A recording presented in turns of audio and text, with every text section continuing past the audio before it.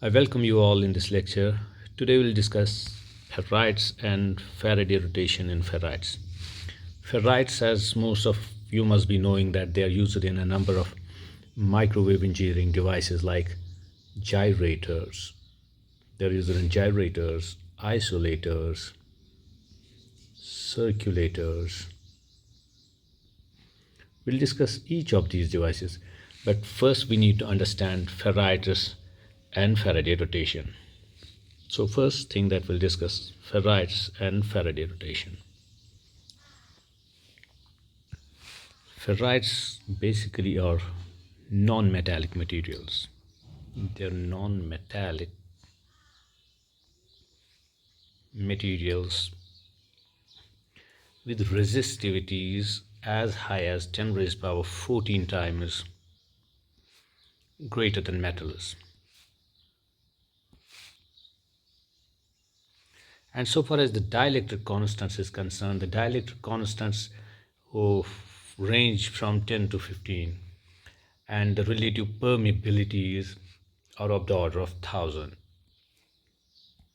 And their magnetic properties, so far as concerned, magnetic properties,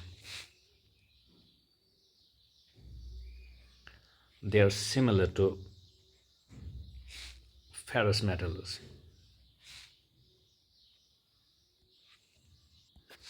They are basically oxide based compounds with general composition of the form MEOFE2O3. That is, they are basically a mixture of metal oxide, a mixture of metal oxide and ferric oxide. So MEO, so far is concerned here, MEO, it represents a divalent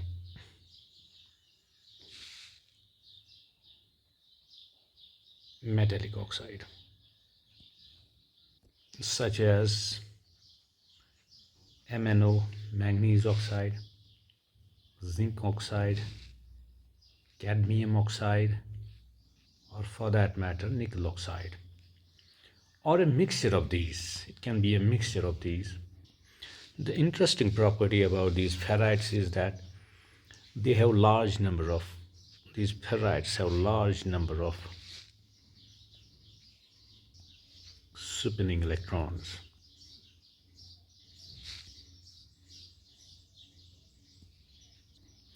Thereby resulting in strong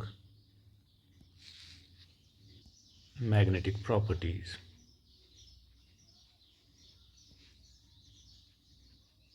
Strong magnetic properties because of these large number of spinning electrons.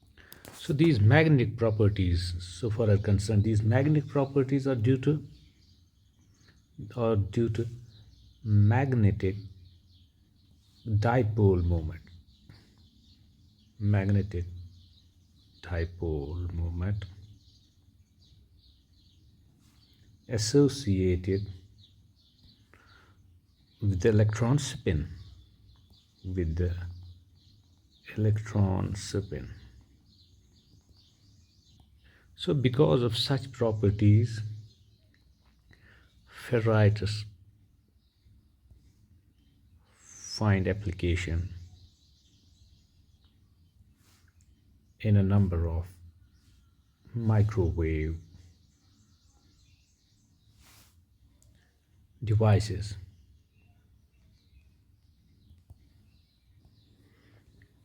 Another interesting feature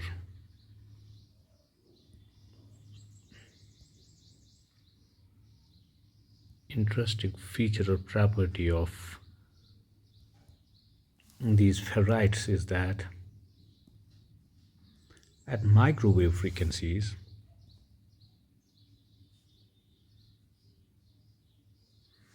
it behaves behaves or it reacts differently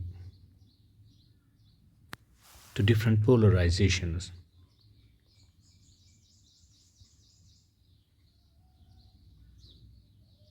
By different polarization, it can be left hand circularly polarized wave or a right hand circularly polarized wave. So what I mean is that it behaves differently is that it gives different it gives different values of the relative permittivities. For example, for left hand circular polarized wave we can have er1 mu r1 or for that matter rho1, and for right hand circularly polarized wave it will provide different values like er2 dielectric constant, permeability, or for that matter resistivity. So we'll be having different set of values for permittivity, permeability, and resistivity for two different polarizations, left hand circularly polarized wave and for a right hand circularly polarized wave will be having a different set of values. And as you know that a right hand circularly polarized wave would mean that, say for example, we have this as the electric field vector which rotates in clockwise direction. This is how it rotates as the wave propagates along z-axis. Say for example, if the wave propagates along z-axis, the electric field keeps on rotating in clockwise direction. So this is right hand circularly polarized wave. And for left hand circularly polarized wave, we have, say for example, electric field which is vertical at this point of time. Then with time we'll see it rotates in counterclockwise or anti-clockwise direction. So we have a left hand circularly polarized wave.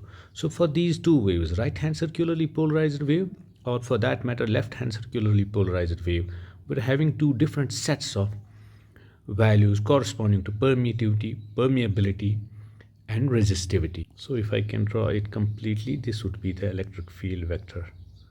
This is how it rotates in clockwise direction, and here it rotates in anti-clockwise direction. The electric field vector rotates in anti-clockwise direction. Now let's discuss Faraday rotation in ferrites. Faraday rotation. Faraday rotation in ferrites. So let's consider a ferrite rod. For example, this is a ferrite rod which is being placed along z-axis. So let this be the coordinate system. Let us assume that this is the y-axis, this is the x-axis, and this ferrite rod is along the z-axis. If we consider a linearly polarized wave, polarized vertically upwards, so this would mean the electric field of the wave is vertically upwards as indicated by this arrow. Now as this wave propagates through this ferrite rod, what happens is that this electric field gets tilted. As it moves along this positive z-axis, the electric field gets tilted by some angle. As we move further, the angle further increases. So it was vertically, now it is making some angle with the vertical line. So if this is the vertical axis, it makes some angle here. The angle increases as we move along, or as the wave moves along this ferrite. This angle, if it is θ1, this is θ2. So θ2 would be greater than θ1. And here at some point, say for example here, it will further tilt, making an angle θ3, for example, making an angle θ3 this time with this vertical line. So θ3 would be greater than θ2 would be greater than θ1. So the angle of rotation of the vector, which initially was vertical, now it moves to the left or in the anti-clockwise direction with respect to this center P. With respect to the axis, for example, it moves in anti-clockwise direction, and the angle goes on increasing as the wave propagates through the spheroid. So, in a nutshell, the plane of polarization of the wave will rotate with distance, which is this phenomena basically is known as Faraday rotation. Faraday rotation. Now, as we know, basically any linearly polarized wave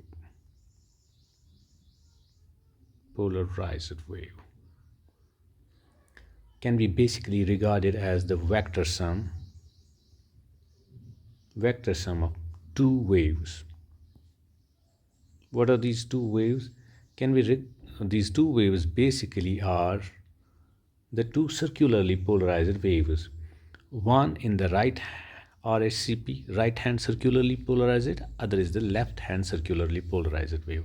What I mean is that if I have a vertically polarized wave, for example, vertically polarized wave would mean, so all I mean is that if I have a vertically polarized wave in general, linearly polarized in the vertical direction, this is the direction of electric field. So in general, this is LHCP here, by the way. Vector sum of two waves, one is right hand circularly polarized, other is left hand circularly polarized. So linear polarized wave, as I said, I'll repeat it, that linear polarized wave can be basically considered as the sum of two waves, one right hand circular polarized, other left hand circular polarized. So say for example, I have this as a linearly polarized wave propagating in free space, for example. So this can basically be decomposed into two components, component number 1 and component number 2.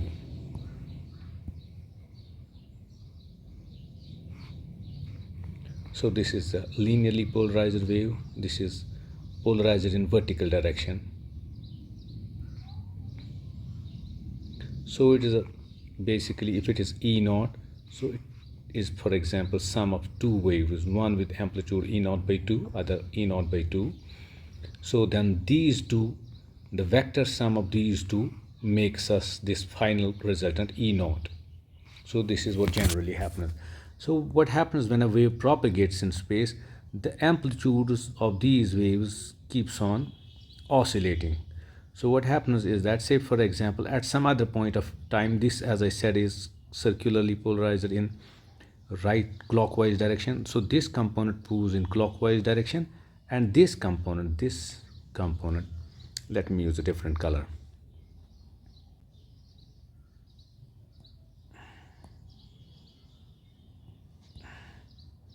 This is one component, let me represent it by E0 by 2, and other component, for example, is this, as I said, is this with amplitude, for example, instantaneous amplitude E0 by 2. So at any point of time, these two sum up to form this E0, which is linearly polarized.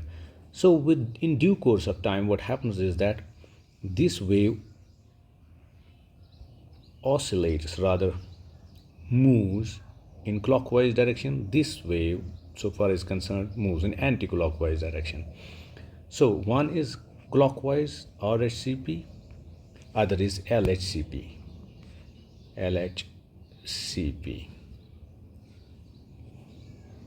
At some other instant of time, this moves by further angle. Say for example, this moves further, and this also moves, the other one on the right hand side, this also moves by the same angle in free space. So at any point of time, the vector sum of these two is only in this vertical direction. Will be along this direction. Say for example, this is x-axis. So the vertical sum of these two waves at any point of time, if it is, for example, at some other point of time, this left hand circularly polarized moves to this point, the right hand circularly polarized wave at that time would be like this. Again, their sum would be along this axis, along this vertical axis. So the resultant of the two, right hand circularly or the left hand circularly, is always along this vertical axis. So the polarization, the resultant wave, is a vertically polarized wave. So this is what happens when you have a wave traveling in free space or air for that matter. But in case of ferrites, we have different things happening. In case of ferrites, we don't have the vector sum always along the vertical direction. The vector sum of the two circularly polarized waves would be somewhere along this plane. At some point, this would be along this. So the resultant wave, when passes through this ferrite, has a tilt in the electric field vector, and it is basically the electric field vector which determines the polarization. So the electric field vector gets tilted when a wave travels through a ferrite medium, and thereby resulting in the change of the direction of the electric field vector, and hence we say it rotates the electric field, or it changes the polarization of a wave which propagates through it. And this is because the two components, the right hand circularly polarized component and left hand circularly polarized components, the medium of the ferrite medium behaves differently to these two components, which is not the case in case of a free space. In case of free space, the free space behaves equally, symmetrically, likely to both these components, clockwise and anti-clockwise. On contrary to this, our ferrite doesn't behave equally or in the same fashion to both these polarizations. As I said above, that it has different values of permittivity, permeability, and resistivity for that matter, and permittivity, permeability, and resistivity for the two different polarized waves. And hence, what happens, the result is that the final wave has a tilted electric field, or the electric field tilts when this plane wave passes through, or a plane or a vertically or a linearly polarized wave passes through a ferrite device or a ferrite rod. So let me draw it again. So if we have this as our y-axis, this as our x-axis, and this is our z-axis.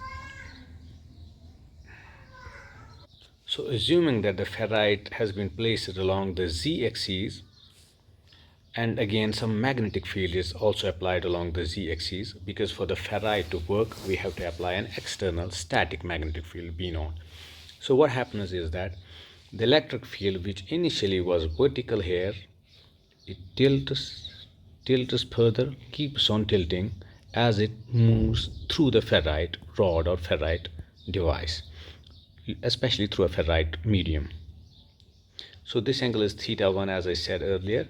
This angle would be theta 2, means the tilt angle increases as the wave propagates through this ferrite medium.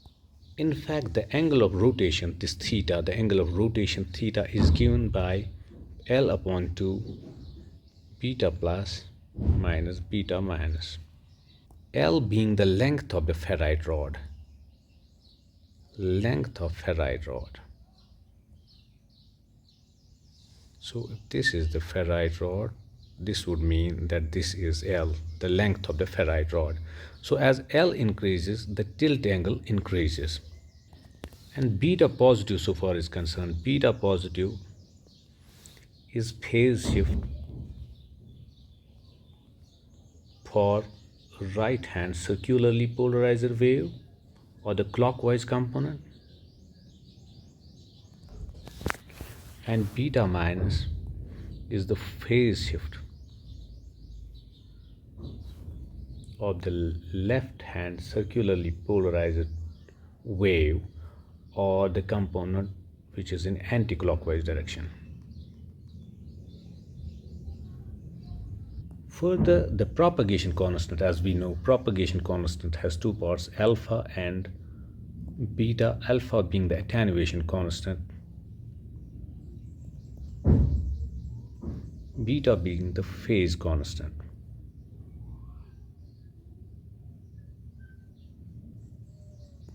So for these two polarizations, RHCP and LHCP, the alpha and beta will be having different values. Alpha 1, beta 1, for example, and it will be here alpha 2, beta 2. So both the attenuation and phase constants would be different for these two waves propagating through the ferrite. Further, if I consider, for example, a two-port ferrite, let's assume that this is a ferrite, and a wave which is initially linearly polarized, for example, propagates through it from port 1 to port 2. The wave propagates in this direction, for example, so it tilts it in anti-clockwise direction. Assuming it tilts it in anti-clockwise direction with respect to some, say for example, a reference point here at the axis of this rod, this being the reference. So with respect to this reference point R, it moves in anti-clockwise direction. Now if a wave is propagated from port 2 to port 1, it again goes rotation in the same direction, same anti-clockwise direction with respect to the same reference point. Hence the direction of rotation of linearly polarized waves is independent of the direction of propagation, is independent of the direction of propagation of the wave. As we have seen in both the cases, it gets tilted or it gets rotated in the anti-clockwise direction.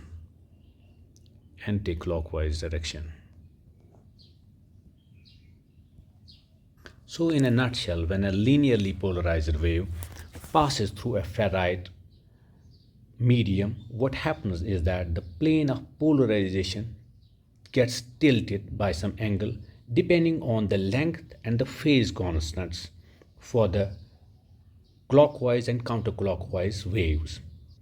So in the next lecture, we'll discuss the ferrite based devices. We'll discuss gyrator, isolator, and a circulator. With this, I close.